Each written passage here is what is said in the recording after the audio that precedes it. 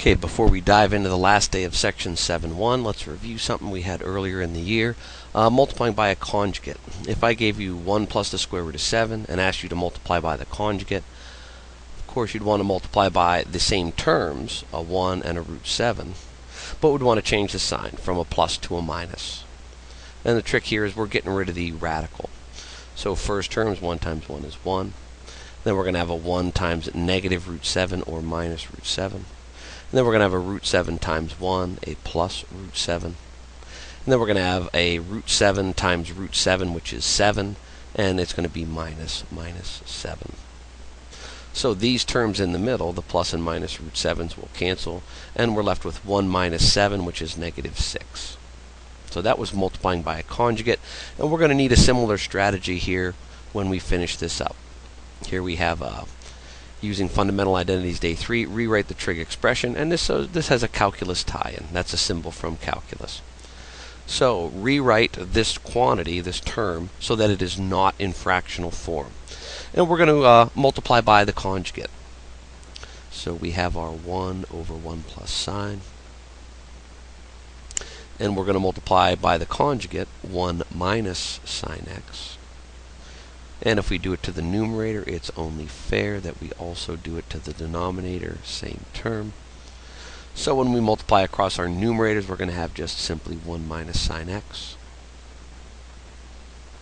In our denominator, a sum and a difference. Remember, it's first term times first term. 1 times 1 is 1. And then minus second term times second term. Sine times sine is sine squared of x. So 1 minus sine squared, that should be getting more and more obvious the more we use it. We replace that denominator with a cosine squared. So I'm going to slide over here. Our numerator is 1 minus sine x. Our denominator, 1 minus sine squared, becomes cosine squared of x. Now a good trick to also is when we have a fraction and our denominator is a single term, and the numerator is 1 or 2 or more terms, we can break it into separate fractions. Our first term is a 1. We can put that over its own denominator, cosine squared of x. And then we have minus, we have a sine of x. And we can also put that over the same denominator, cosine squared. You know, we broke it apart into 2 fractions with that common denominator. And the whole goal here is to get it out of fractional form. We still have fractions. Well, the 1 over cosine squared, we can deal with that right now. You know, that's going to be sine squared. But let's break this apart first. So I'm going to leave the first term the same for now. 1 over cos squared minus. We have 2 things multiplied together in our denominator. Our denominator is cos squared, or cosine, times cosine. That's cos squared. Our denominator is sine of x, or 1 times sine of x. So we can do 1 times sine x. So now, each of these independent fractions we can transform into a non-fraction. 1 over cosine squared is secant squared, because cosine and secant are reciprocal identities. Minus 1 over cosine, just like 1 over cosine squared. 1 over cos is just plain old secant of x. And then times sine divided by cosine is tangent.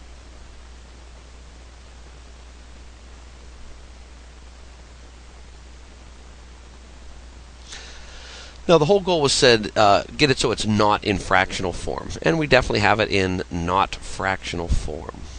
But I see a secant and a secant squared, oops, and that makes me want to try to factor it farther.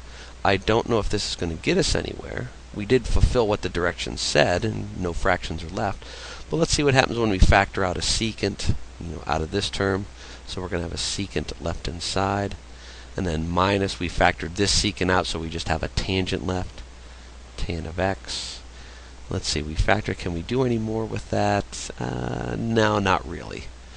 So either way, I'd take this in a heartbeat, or this just factor to secant out. Either way is fine. In example 8, this is another calculus tie-in, trigonometric substitution. use the substitution of x is equal to 2 tan theta, with tangent being between 0 and a half pi, to write this as a trig function of theta. So we want to have, the sine of theta, cosine of theta, tan of theta, using this trig substitution. And what they're telling us to do is just take what they're giving us, this 4 plus x squared, and replace x squared with this, or replace x with this. So we're going to have 4 plus, instead of x, we're going to have 2 tan theta. And that quantity is squared, and it's under a radical. So we have our 4 plus. If we distribute the square, 2 gets its own exponent of 2, so 2 squared is 4.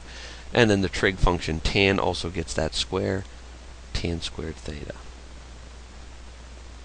And that's under the radical. Okay, I see a common term there, 4 and a 4. Let's factor the 4 out. So we're going to have 4 and then the quantity.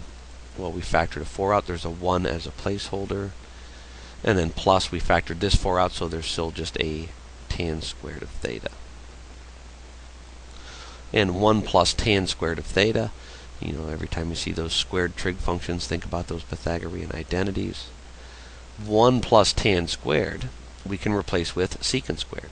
So now we have 4 instead of 1 plus tan squared. Put a secant squared in its place. And now that under the radical, we no longer have a plus or a minus. It is a single term. We can bring things out from under the radical. So when we bring the 2 out, bring the 4 out, the square root of 4 is 2. And when we bring secant squared out, the square root of secant squared is secant of theta. So 2 secant theta. Write this as a trig function of theta. There it is, 2 times the secant of theta. Now I can't remember if your textbook does this, but we can also check our work to see if what we did was correct. So when we started up here with x equals 2 tan theta, x equals 2 times the tan of theta. Let's solve this for tangent. Divide both sides by 2. And we're going to get tan of theta equals x divided by 2. Remember, tangent is a ratio, 2 sides of a right triangle. Tangent is opposite over adjacent. So, if I make myself a little right triangle here, and I just arbitrarily call one of these acute angles theta, call this theta. Tangent is opposite over adjacent. Our opposite side is x. Our adjacent side is 2. If we use Pythagorean theorem to find the missing hypotenuse, that would be the square root of these 2 squared and added together. A squared plus b squared equals c squared, or x squared plus 2 squared equals the hypotenuse squared, and 2 squared is 4. And then when we will have c squared, the square root of c squared would be the square root of this, x squared plus 4. Or we could write it as 4 plus x squared. Doesn't matter which term we put first, since we're adding them. Now let's see here. Secant is the inverse of cosine. Cosine is adjacent over hypotenuse. So secant is hypotenuse over adjacent. And from this triangle, our secant of theta is equal to the hypotenuse is the square root of 4 plus x squared. 4 plus x squared. Our adjacent side is 2. And if we want it to look like this, multiply both sides by 2, we will get 2 secant of theta is equal to the square root of the quantity, 4 plus x squared. There we go. So here in the huddle, one of each. The first one, rewrite the expression so it's not in fractional form. Use a conjugate there. And for the next one, that is a mirror image of the problem we just did. Use the trig substitution and write the algebraic expression as a trig function in terms of theta. So pause the video, give the problems a shot, turn it back on, check your answers. So let's see here in the first one. Again, the hint is to use a conjugate. So our denominator has a conjugate. That's going to be the same terms, tan of x and secant of x, but instead of this plus, we'll put a minus in there. That will eliminate any middle terms. And of course we have to multiply the numerator by the exact same thing. So up top we're going to have 5 times that quantity, tan of x minus secant of x. Our denominator is a sum and a difference. So it's first term squared, tan times tan is tan squared of x, minus second term squared, secant times secant is secant squared of x.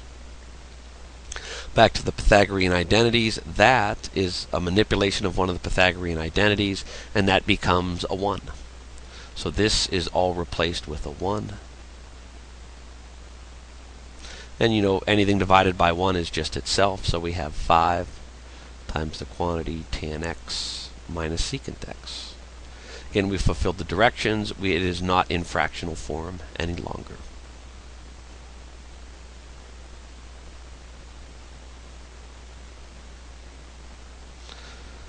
Here in 94, we want to do a substitution just like we did in that last example. So here is our given x value, 2 cos theta.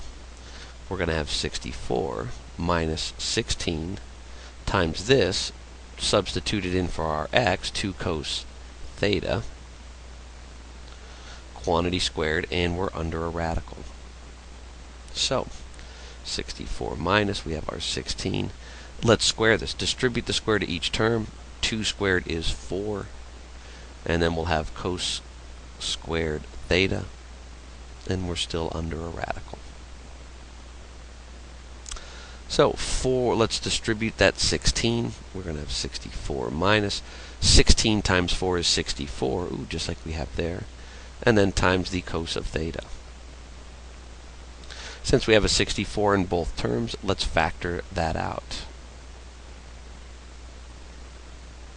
And it's still under the radical. We're going to pull our 64 out, and then we're going to have a 1 minus cos squared. Aha!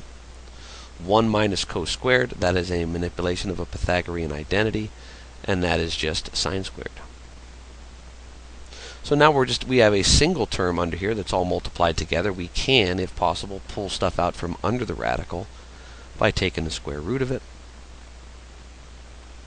So let's see here, the square root of 64, that's a perfect square, that comes out as an 8.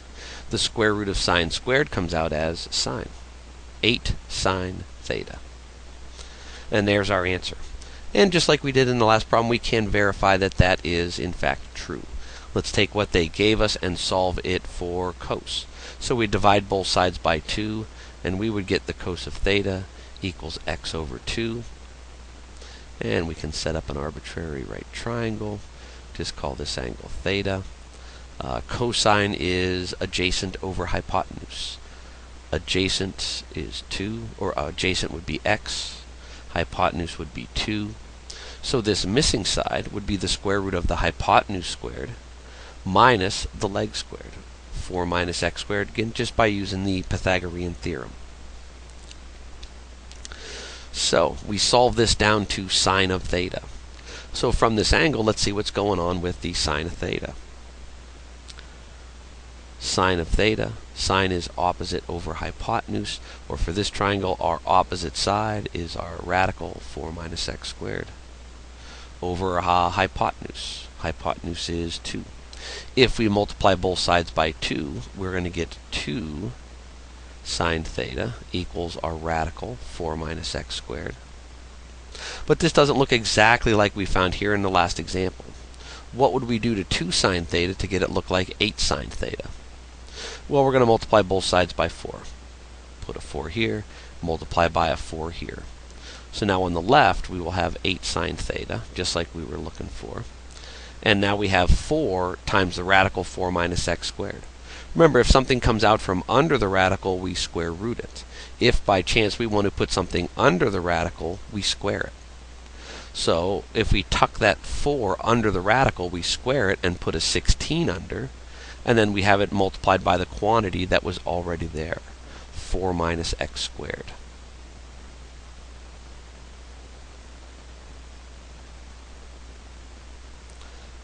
And if we distribute that 16 under the radical, we get 8 sine theta equals, under our radical, 16 times 4 is 64, minus 16 times x squared is 16x squared.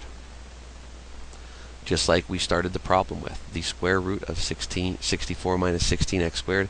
We boiled it down to this, and we just verified through a right triangle that that is indeed the case. Homework for this section is just 4 problems. Enjoy.